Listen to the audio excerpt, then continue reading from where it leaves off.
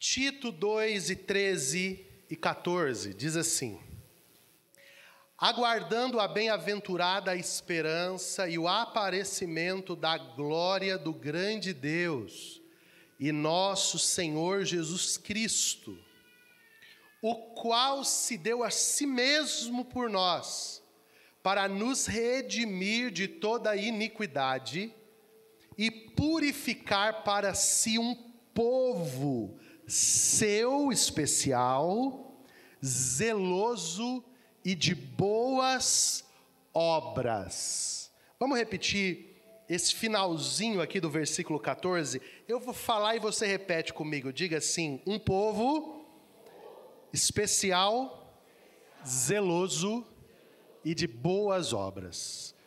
Feche os seus olhos. Pai, obrigado pela tua palavra. Nós te pedimos que nos minutos que temos adiante de nós, o Senhor possa falar conosco de uma maneira clara, de uma maneira objetiva, mas que acima de tudo a tua palavra fique impregnada nos nossos corações. Assim nós oramos e te agradecemos. Amém e amém. Você pode ouvir bem aí atrás? Todos me ouvem bem aí? Tudo certo? Tudo certo, gente? Então vamos lá. Queridos, o que uma igreja tem de mais precioso e o que ela mais precisa proteger? Você deve pensar, o que a igreja tem de mais precioso é a presença de Deus, sim. É a glória de Deus, sim. Mas isso está no campo de Deus, não no campo do que nós podemos fazer. No que nós podemos fazer, o que uma igreja tem de mais precioso é a sua cultura. É aquilo que a define. O que é cultura? Das muitas definições de cultura, a gente pode definir cultura como os hábitos que definem um grupo social. Então, se você chega, por exemplo, no Rio Grande do Sul, você vê as pessoas tomando chimarrão. A primeira vez que me deram chimarrão, primeiro que eu queimei a boca, segundo que eu achei horrível, e terceiro que eu disse: Deus, eu nunca mais tomo isso na minha vida. Porque eu nasci em São Paulo, e a gente não tem como cultura tomar chimarrão. Depois que eu passei a tomar uma vez, 2, 3, 10, 20, 100, hoje eu tomo chimarrão, amo chimarrão, tá certo? Cara, chimarrão é top. Por quê?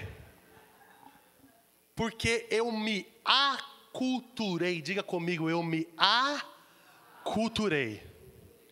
Então eu entrei dentro de uma cultura, passei a me relacionar com os hábitos dela, e aquela cultura me transformou.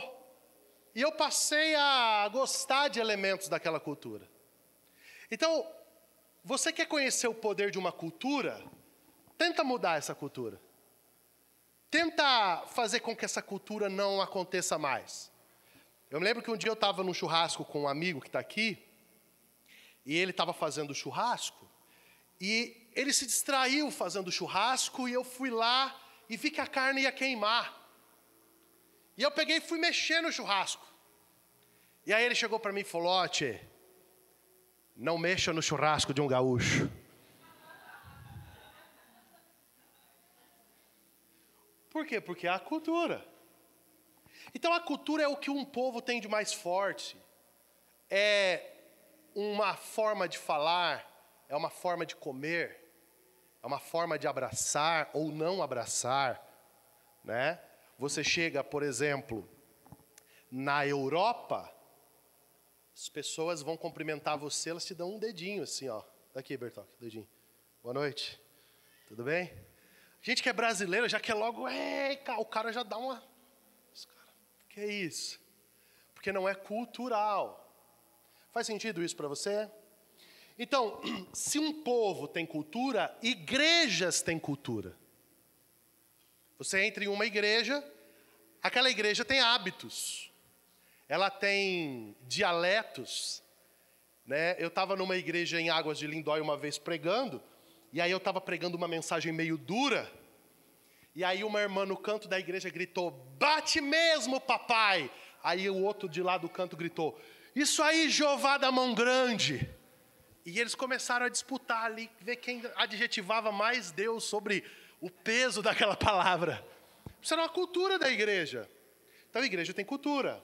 O jeito que a gente recebe, o tipo de adoração que a gente faz, o que nós geramos como ambiente de adoração, se a gente levanta as mãos ou não levanta, se bate palma ou não bate palma. Uma vez eu e a Susan fomos visitar uma igreja que não podia bater palma, e quando terminou o louvor, eu tchá, tchá, tchá, tchá, tchá, tchá, tchá, tchá, tchá, e só ficou eu batendo palma na igreja e todo mundo me olhando. Porque é cultura.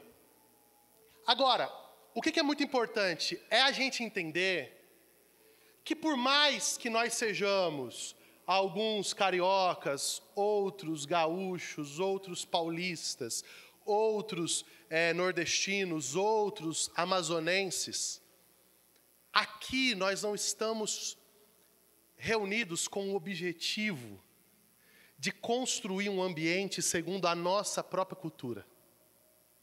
O nosso objetivo nesse ambiente é construir uma igreja que traga no seu jeito de ser igreja a cultura de Jesus. Por quê? Porque igreja não é uma coisa que nós inventamos. Igreja é algo que Jesus criou. Ele disse, eu edificarei a minha, pronome possessivo, igreja, e as portas do inferno não prevalecerão contra ela.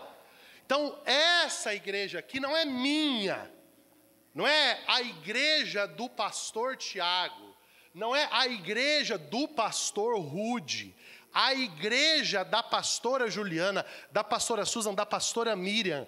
Esta é a igreja de Jesus. E o nosso sonho como igreja, todos os dias, pela manhã, de tarde, de noite, em tudo que a gente fizer, deve ser construir uma igreja que tenha a cultura de Jesus. Quando as pessoas entrarem aqui, elas precisam não experimentar a minha vida, não só a sua vida, mas elas precisam entender, cara, tem Jesus nesse ambiente. A gente sente a presença de Jesus na adoração, a gente sente a presença de Jesus no jeito que as pessoas nos tratam, mas a gente também vê o jeito de Jesus viver na vida das pessoas. E aí aqui eu quero dizer para você que existem basicamente 2 tipos de cultura de igreja. E que elas são culturas que se chocam. Diga assim comigo, cultura tóxica e cultura de bondade. Vamos de novo, bem forte. Diga cultura tóxica e diga cultura de bondade. Pastor, me dá um exemplo de cultura tóxica de uma igreja. Quando você tem uma igreja com uma cultura tóxica, as pessoas, elas não são amadas por quem elas são, mas elas são valorizadas pelo que elas fazem.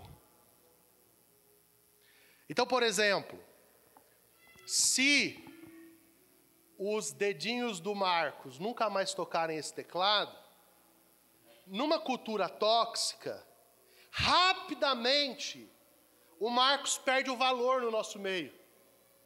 Porque o que ele faz vale mais do que quem ele é. Então, a menos que você nunca tenha vivido igreja na sua vida, com certeza você já encontrou alguém que disse assim, eu me feri na igreja. Sim ou não? Né? Eu ouço testemunhos absurdos com igreja, mas um dos mais absurdos eu ouvi essa semana de uma pessoa, não vou citar o nome, mas essa pessoa disse para mim que ela parou o carro em um estacionamento que só podia parar carros de luxo. E o fiscal lá da igreja disse assim, se você não tirar teu carro daqui, você vai ser multado. Porque aqui só pode parar carro bom e o teu não está no critério para parar aqui.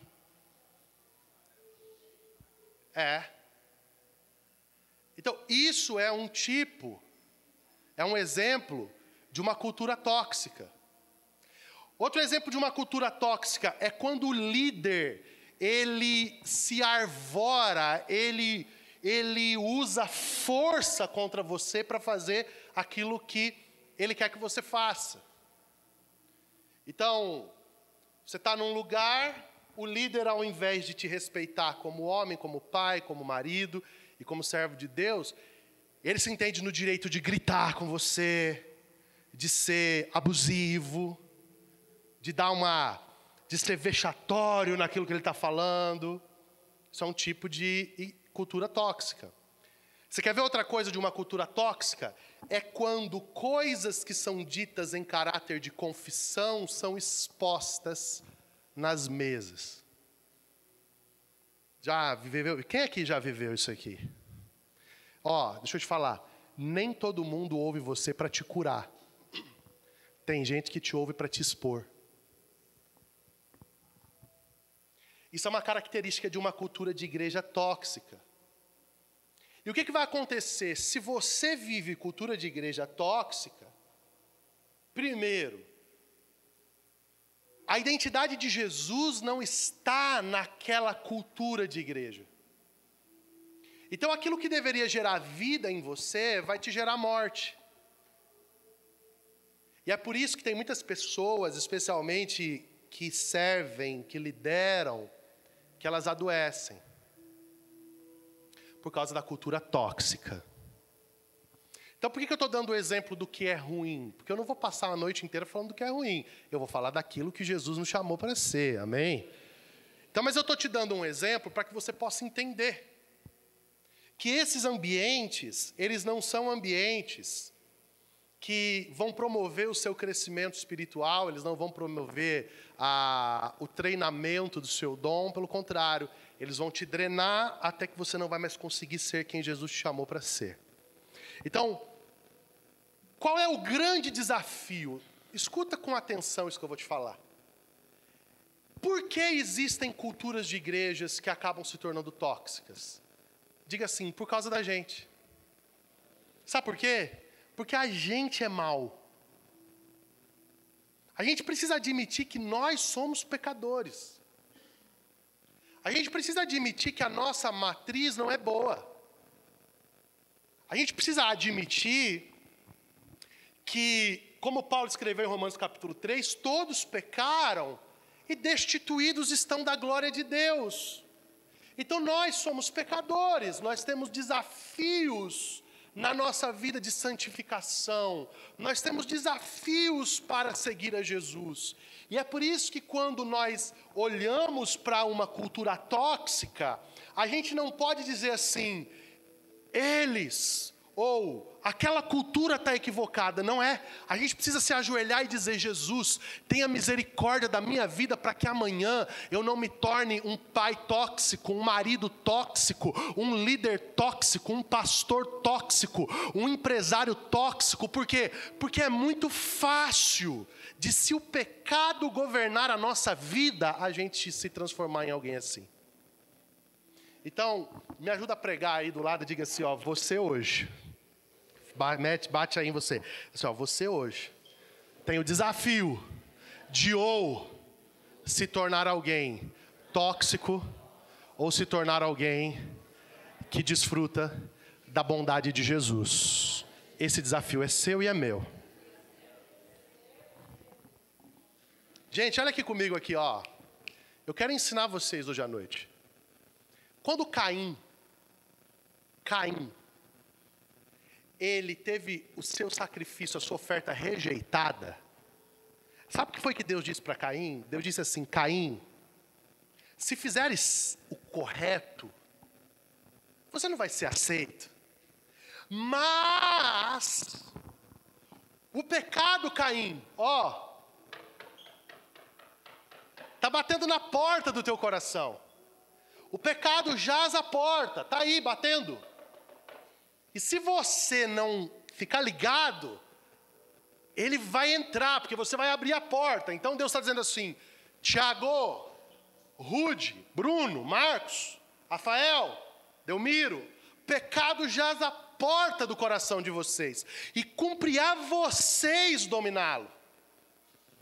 Então, o que nós, como igreja, uma igreja que está nascendo, nós precisamos entender?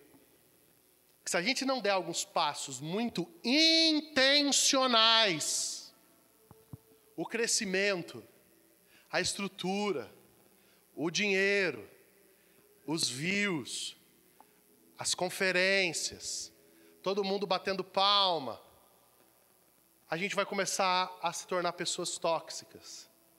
E nós vamos estragar aquilo que Jesus está fazendo, que é tão lindo. Quantos aqui querem estragar o que Jesus está fazendo? Eu ia brincar, eu ia dizer, quantos querem estragar o que Jesus está fazendo? Levanta a mão, ia ter um monte de gente querendo levantar a mão. É igual aquela piada, quantos vão ficar felizes quando Jesus voltar? Todo mundo aí, eu não vou ficar não, eu vou subir feliz. Então, gente, pastor, como é que a gente faz, então, pelo amor de Deus, para a gente não ser tóxico? Me ajuda. Primeiro, diga assim comigo, precisamos cultivar a empatia e resistir ao narcisismo. Primeira coisa. Lembra do Narciso, aquele mito do cara que se olhava no rio e ele se achava tão lindo que um dia ele resolveu que ele ia abraçar ele mesmo e ele caiu e se afogou. A gente aqui precisa resistir ao narcisismo e cultivar empatia. Ei, deixa eu dizer uma coisa para você. Nem todo mundo tem o meu ritmo. E tá tudo bem. Nem todo mundo consegue servir como você. E tá tudo bem. Nem todo mundo consegue contribuir como você. E tá tudo bem. Agora, se eu prego, sirvo, lidero em alto desempenho e quero que todo mundo que está ao meu redor lidere e sirva no mesmo desempenho que eu corro o risco de estar me tornando narcisista. E aí o que vai acontecer? Eu vou começar a ser tóxico, porque eu não vou considerar que aqui tem uma história, ali tem uma história, ali tem uma história, ali tem uma vida, ali tem outro tipo, e eu não vou conseguir ser empático. Então quero te dar uma dica. Todas as vezes que terminar um culto, que dezenas, e eu profetizo centenas de pessoas entregarem a vida a Jesus. Quando nós terminarmos um batismo, que 400, 500 pessoas descerem às águas. Quando a gente tiver conferências com talvez os grandes nomes do mundo, da palavra, da adoração, o que nós precisamos fazer? Nós precisamos uns aos outros resistir à cultura do ídolo, do narcisismo, e nós orarmos e levantarmos as nossas mãos e dizer, glória a Deus que Deus está dando crescimento, glória a Deus que Jesus está salvando as vidas, glória a Deus que nós temos uma equipe linda que serve, mas não é sobre o Tiago, não é sobre o Aguinaldo, não é sobre o Rudinei, é sobre Jesus e para a sua glória. E aí nós vamos parar com a cultura do eu faço. E porque eu faço, eu sou o cara. Fala assim comigo, esse cara não sou eu. Esse cara é Jesus. Isso é bonito no discurso, mas nós precisamos sustentar na vida. E para isso nós precisamos de empatia. Sabe? Vai ter horas da nossa vida que nós vamos precisar lembrar que as pessoas valem mais do que o que elas fazem. As pessoas valem mais do que o que elas fazem. E se um dia eu não puder mais pregar? Eu sempre pensei nisso, se eu perder a minha voz. Teve uma época que eu comecei a sentir que eu estava ficando com calos na garganta e eu entrei, foi a única vez na minha vida que eu entrei em desespero. Porque eu disse, Jesus, se eu não puder mais pregar, eu vou fazer o quê? Porque pregar é tudo que eu faço nos últimos 20 anos. E sabe o que Jesus falou para mim? Se você perder a voz, você não perdeu os dedos. E aí você escreve. Você não vai parar de pregar. Mas eu tenho certeza que muitas pessoas sairiam do meu lado, porque eu não teria mais voz. Porque muitas vezes a gente vive essa cultura do narcisismo. E nós precisamos romper com isso. Amém? Amém? 2. Nós precisamos cultivar a cultura da graça e resistir à cultura do medo. Qual é a marca de uma igreja tóxica? O medo. Eu tenho medo de falar das minhas fragilidades. Eu tenho medo de ser vulnerável.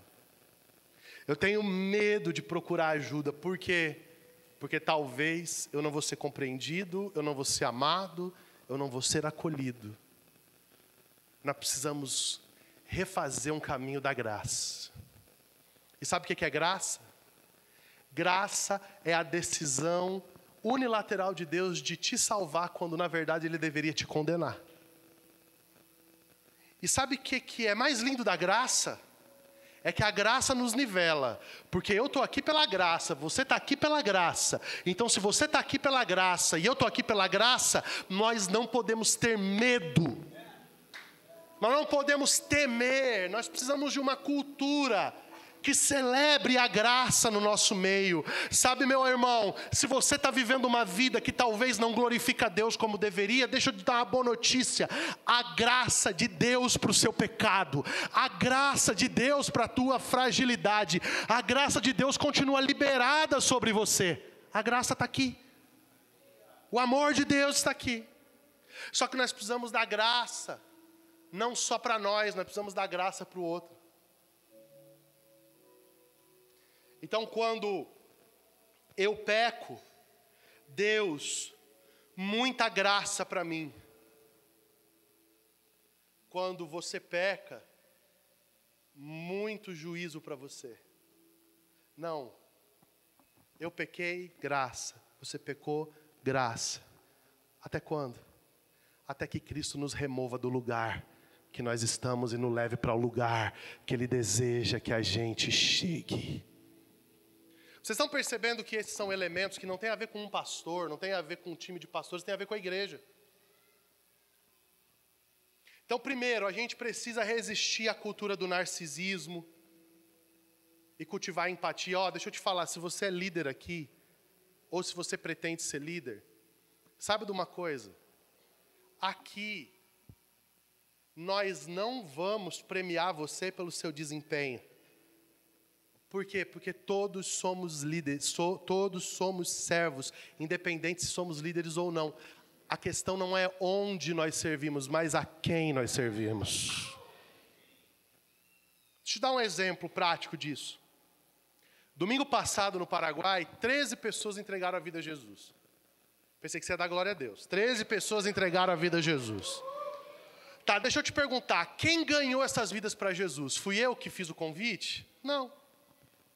Quando a pessoa parou lá no estacionamento e que ela desceu e alguém... Vem cá, Chil, você desceu no estacionamento, vem cá.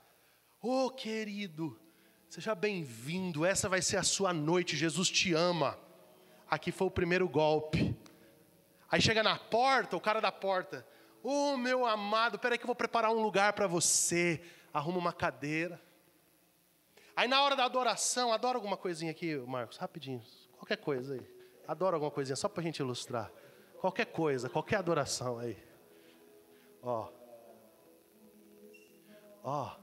Aí o cara está aqui, levanta as mãozinhas aí, irmão.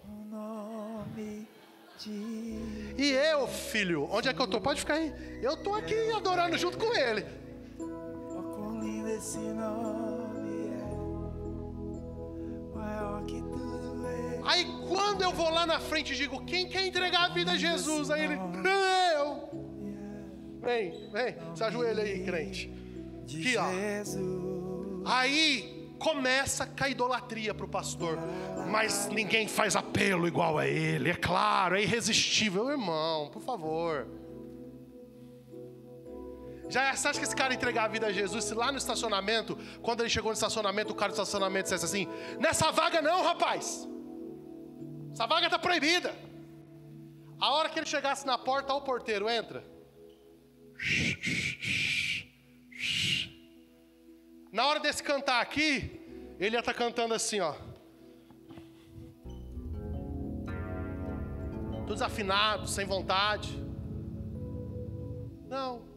quando alguém levanta a voz lá e fala, quem quer entregar a vida para Jesus? Quem ganhou? Eu não, quem ganhou foi o cara do estacionamento, foi o da porta, foi o louvor, foi todo mundo, meu amigo.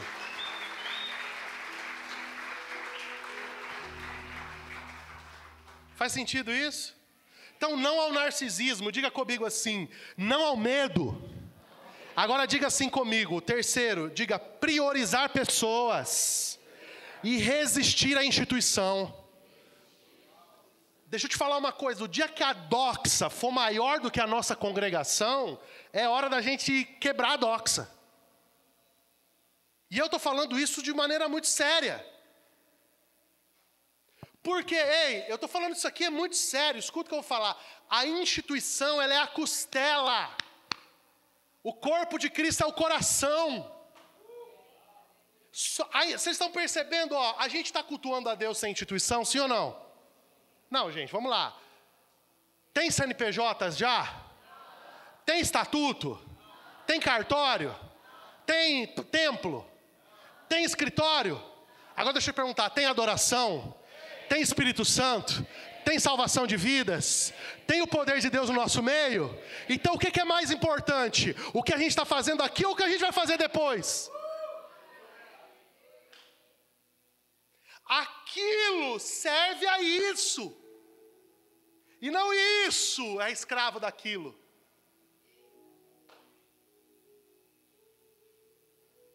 Eu pensei que você ia dar um glória a Deus melhor.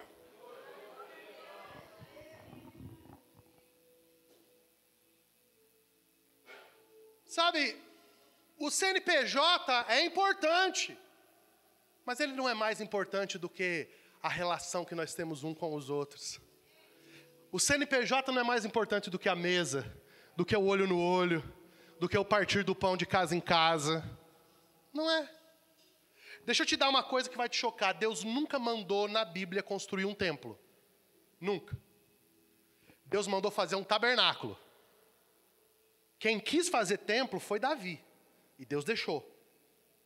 Mas Deus não mandou, vai lá em cima do Monte Moriá e constrói um templo para mim. Não, foi Davi que se sentiu mal porque ele estava morando num palácio e a arca do Senhor estava debaixo de cortinas, e aí ele teve a ideia de fazer um templo.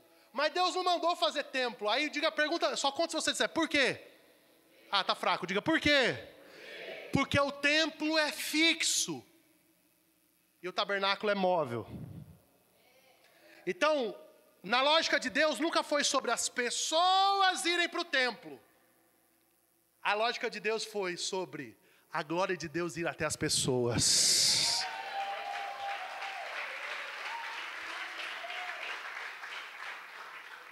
Deixa eu te perguntar, no Jardim do Éden tinha templo? Na Nova Jerusalém tem templo? O texto mais lindo de Apocalipse 22, que eu amo, a parte mais linda é: e na cidade não existe templo, porque o Cordeiro é o tabernáculo do Senhor. Jesus é o templo. Pegou no teu espírito? Então, o que acontece? A gente pode ter uma estrutura? Pode. Deus proibiu? Não proibiu. A gente precisa se organizar? Precisa, é normal, mas nunca pode ser maior do que as pessoas.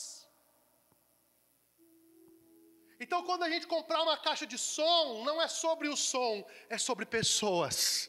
Quando a gente comprar um lugar para os carros, não é sobre um estacionamento bonito, é sobre pessoas parando o carro para ter um encontro com Deus. Quando a gente organizar uma sala para as crianças, não é sobre uma estrutura linda para a gente fazer vídeo no Instagram só, é sobre as crianças terem um lugar para que elas ouçam a palavra e que elas vivam por um legado e que a vida delas seja mudada. É sempre sobre pessoas, é sempre por causa do corpo e não por causa da instituição, gente.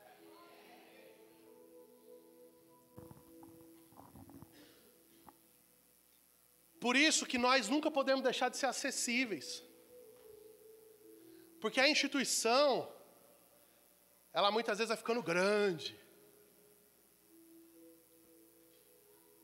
Ontem a gente estava num aniversário de uma preciosa que está aqui, com 30, 40 pessoas numa roda, cultuando a Jesus. Sabe qual que era o nosso telhado? O céu, as nuvens.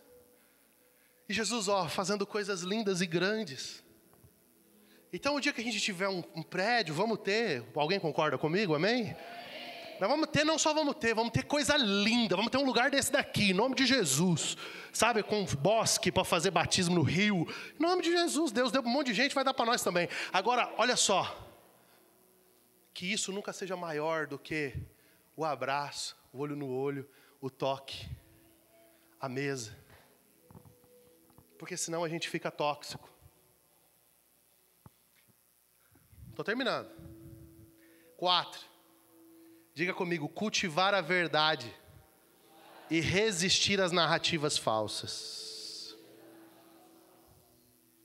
Se a gente quer uma igreja comprometida com a bondade, a gente precisa amar a verdade. Então, quando alguém chegar e disser assim, viu, André, o Rude falou isso de você, sabe o que você faz? Cara, pera um pouquinho. Ô Rude,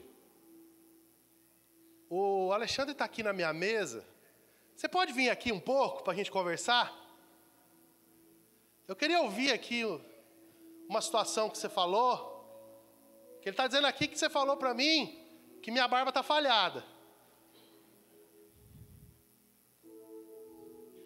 Ô, Alexandre, preciso que você venha aqui porque o Rude disse que eu estou sem cabelo, viu? E disse que foi você que falou. Acabou. Fala para quem está perto de você, não seja um fofoqueiro. Seja bondoso.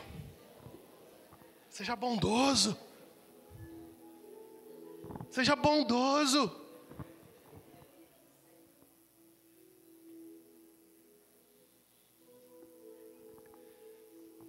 Quantas pessoas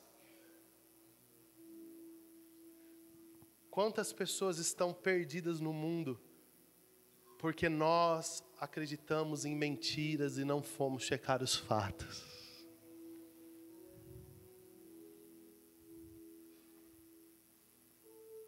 Uma cultura de bondade, esse povo bom, não porque é bom, mas porque Jesus está tornando bom, é um povo que valoriza a verdade. 3, cultive a justiça e resista à cultura de lealdade. Deixa eu dizer para você, olhe para mim, se eu for injusto, você tem por obrigação ser desleal a mim. Choquei você agora, né? O pressuposto da lealdade não pode ser o meu esconderijo para a prática da injustiça. E é isso, a cultura tóxica, ela vai se perpetuando por quê? Porque as pessoas dizem assim, eu não posso ser desleal, e a injustiça vai crescendo. Quando o verdadeiro profeta, ele trabalha pela justiça. Então, se você está vendo alguém que está sendo injusto, e que a injustiça dessa pessoa do seu lado está comprometendo a saúde do corpo de Cristo, a sua lealdade não pode ser maior do que a sua fome por justiça. Faz sentido o que eu estou falando? Vou te dar um exemplo. Elias foi mais leal ou foi mais profético em Israel? Profético. João Batista foi mais leal a Herodes ou mais profético? Profético. E o que eu estou falando aqui é muito sério. Olha só, gente, escuta aqui. Cadê as mulheres que estão aqui na igreja? Vocês, né? A parada aqui é a seguinte. Vocês sabiam que muitas mulheres são abusadas nas igrejas e são silenciadas no pressuposto da lealdade?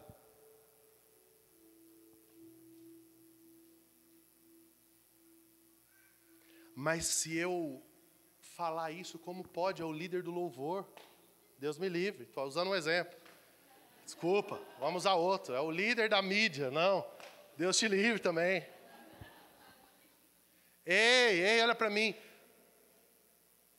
Se é abusivo, pode ser o Papa. Você não pode ter lealdade. Sua lealdade tem que ser maior a Jesus. Faz sentido o que eu estou falando aqui? Igreja não é ambiente para você levar grito.